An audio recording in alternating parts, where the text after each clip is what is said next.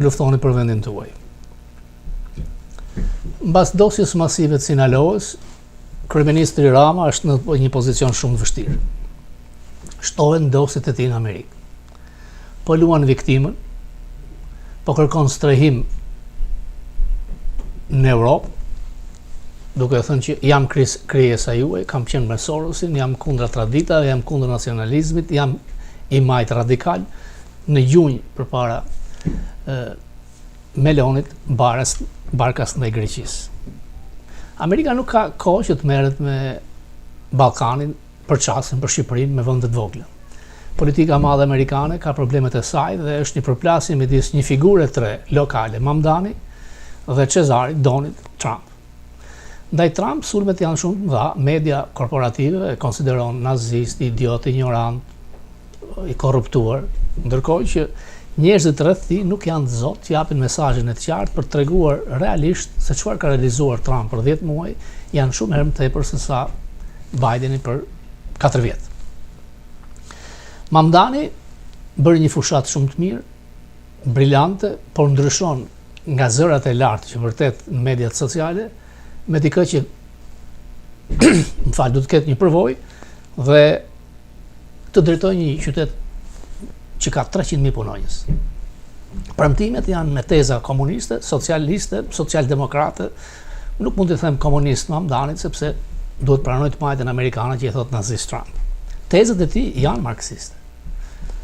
Marrje me dhunë të mjeteve të prodhimit. Mos duhet shkatrohet, nuk duhet të ekzistojë klasa e miliarderëve. Natyrisht që në debat nuk tregoi përvojë, nuk tregoi asnjë zgjedhje. Reagimi i Donald Trump ishte çuditërisht i matur, presidencial, pa sulme dhe i tregoi kufit sinore të Mamdanit.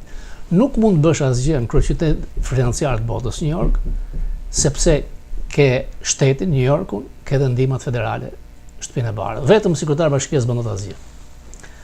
Ai ka plane për të bërë falas autobusët, transportin, kujdesin shëndetësor, vetëm kujdesi shëndetësor falas për fëmijët shkon $15 miliardë. Nëse guvernatorja e New Yorkut nuk do të rrisë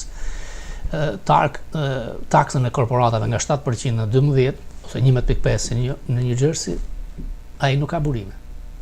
Buxheti i bashkisë New Yorkut është në deficit dhe ka një buxhet madh $120 miliardë. Nëse ty do të largohen 500 milion nga taksa paguesit e lartë, do të ikin vende siç janë hedge fondet që ikin në Florida, ose të ikin edhe vetë Wall Street. Ti do të kurresh në buxhet. Natyrisht që ai mund të bëjë diçka për strehimin. Janë 600.000 amerikanë të varfër që jetojnë për projektet e mëdha të ndërtuar pallatet thuajse falas nga Roosevelti, por kosta për të mirëmbajtur shkon $1.5 miliardë në vit. Sa mund të ndërtojë Mamdani? Nuk ka të lehtë. Një këshilltar bashkiak, i cili votoi direkt këtu, vetëm për atë që quhet zonë nuk lejohet lagje ku jam unë vetëm 2 katëshe. Nuk ndërton dot pallate building. Në Manhattan, nëse ndërton 100 kate, ti do t'i japësh 100 apartamente falas bashkisë për qira të ulta. Ata ndërtojnë 99 kate pallate. Qiell gërvisht. Nëse Mamdani do të jetë i suksesshëm, kjo është këmban alarmi për të djathtën amerikane, për shtëpinë e bardhë. Trump është në një pozicion shumë të vështirë për të sulmuar për dosjen Epstein. Ka dalë 20.000 faqe, do të dalin më shumë, ka bërë trysnim të madhe, filloi të shajë në mënyrë trumpiane një kongres grua Marjorie Greene, e cila do të hapni dosjen Epstein. Natyrisht që ti mund të jesh te lista e Epsteinit, por kjo nuk do thotë që ke bërë një krim. Mund të ketë fotografi denigruese që e nxjerrin keq Trump, por a ka krim? Në Georgia do të filloj dhe njëherë gjyqi me një prokuror të ri për grup kriminal për vjetën e zgjedhjeve. Nuk e kanë mbyllur zoti Trump, nuk e fal dot veten aty sepse është gjykatë shtetërore, state, nuk është federale. Dhe nga ana tjetër, ana shëndetësore e tij tregon që Trump është në rënje. Nuk jep dot përgjigje pse u bë skaneri mbas 3 muajsh tek qendra ku shkon presidenti. Ngatron në testin për dementia me një test për inteligjencën dhe njerëzit që janë rreth tij thuajse janë dorëzuar të gjithë. Në qoftë se Gjykata Supreme do të kthejmë mbrapsht tarifat, forca kryesore e Trumpit në ekonomi bie. Ai po i sulmon, si zakonisht bën. A duhet ta kenë tarifat këtë drejta e Kongresit? Këtu do të hynë loj juristët, avokatët e mëdhenj që duhet ditë se shtë thonë. Ende nuk ka ambasador nominim në Shqipëri. Departamenti i shtetit po ripërtrihet, po vinë figura djathtë, po largohen njerëz të jurikim.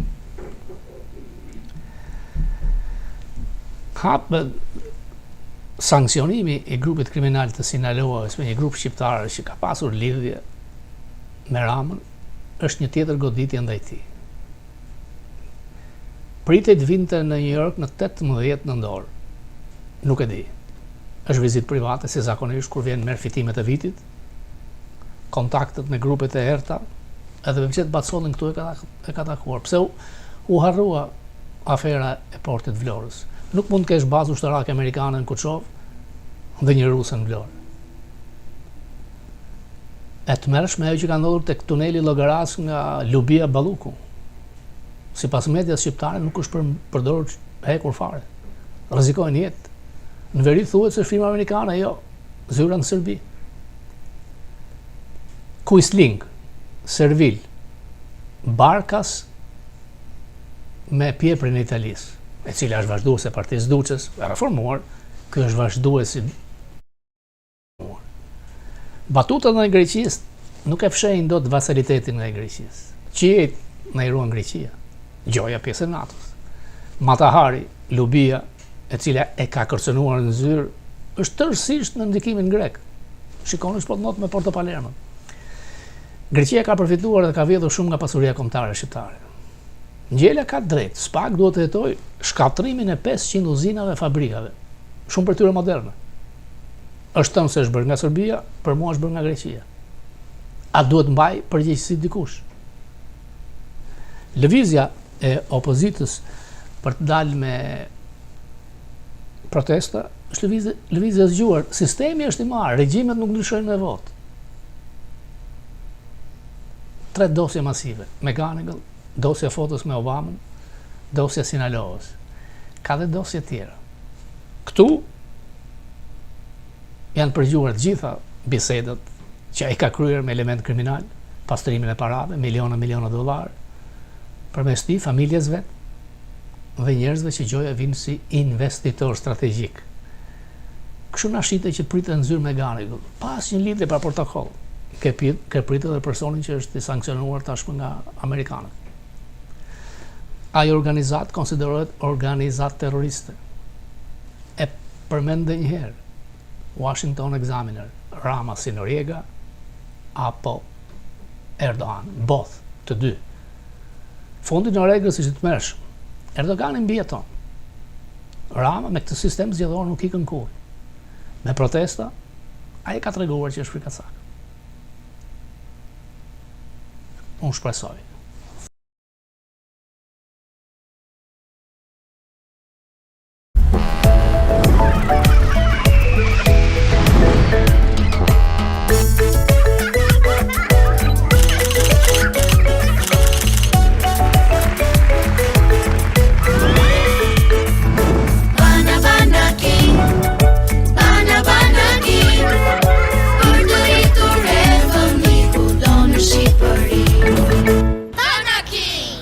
Kudo në Shqipëri.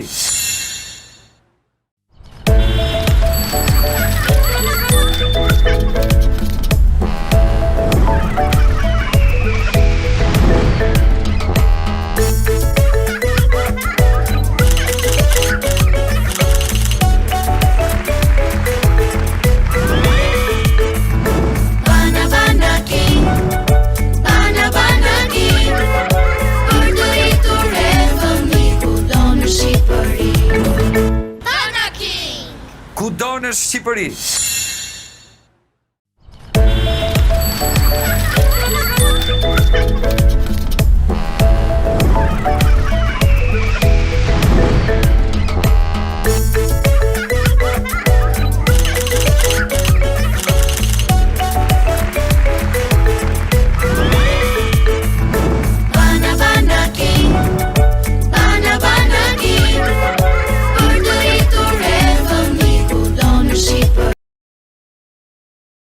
përpara 44-s. Ky ja jep. Çfarë lidh Pjeprin me Ramën? Verse korrupsion. Vizita e saj në jugën e Shqipërisë ku ai dërgon të gjithë, madje edhe grupin Sinaloa, kriminal të ndëshkuar nga Thesari, pa diskutim ai ka falur edhe Melonit, siç i ka falur dikur Yuri Kim në Company. Dosjet të tmerrshme masive, ekonomia që tregon shenja krize. Në planet e tij madhështore për kulla të mëdha nuk po afrohen më ata që pastrojnë miliona dollar. Se tregu nuk mban më. Dhe ajo që ma bit, përse nuk e uron Mamdanin Rama? Kanë të përbashkët ideologjinë, të përbashkët Shoroshin. Mamdani nuk është thjesht që do të bëjë autobusët falas dhe kujdesin për fëmijë falas. Kërkon të ligjërojë prostitucionin, kërkoi që të paguen operacionet për transgjinorët dhe për fëmijët. Ka një agent teje të majtë. Nivelia i kopjo dhe me Ramën ka shumë përbashkëta. Idetë socialiste nuk kanë funksionuar në Amerikë. Nga viti 1911 mund të kenë pasur rreth 70 major bashkish me teza socialiste. Komunist nuk mund të thuash Mamdanit sepse të marrësh mjetet e prodhimit bëhet me dhunë, nuk ndodh kur në Amerikë. Ai shkon në një social-demokrat që kërkon të taksoj 1% e milionerëve dhe miliarderëve për të shpërndar pasurinë tek të varfrit. Nuk e ka çdo gjë tek pushteti i tij sepse është asambleja e shtetit New York në Albany që vendos për shumë. Por ideja për të ndërtuar më shumë ndërtesa të përballueshme mund dhe të funksionojë. Janë 600.000 New-Yorkez që jetojnë në apartamente shtetërore të bashkisë. Lista në pritje është 250.000 vetë. Ai thotë që do të zbatoj platformën e Vjenës, ku bashkia e Vjenës kontrollon 75% të ndërtesave qytetit të saj. A do të eca Mamdani? Do të ishte një këmbane e madhe, sepse 20 deri në 40 vjeçarët do të kërkonin të njëjtin stil në rang Kongresi, Senati dhe në shtëpinë e bardhë, larg qoftë, mund të vi Cortez. Mos u habisni, mund të ngjasë çdo gjë. Pra suksesi Trump eviton këto. Ndryshe, e majta rikthehet përsëri, do të rëzjerojë numrin e Gjykatës Supreme, do të shtojë 2 shtete për të pasur 4 senatorë, 8 vota elektorale, e pamundur t'i largosh nga pushteti. Shpenzimet pafund të majtës janë dhe majta, elita e saj milionere, Nancy Pelosi u largua dhe për 40 vjet në stoqe ka fituar 137 milion dollar, ajo që s'ka i den fare nga si biznes. Njohuri, di se si luajnë stoqet, blerje shitje. Qeveria është e korruptuar në Amerikë, dhe pse sistemi është më i mirë në botë. Nuk shpëton dot nga korrupsioni, por këtu ndëshkohesh.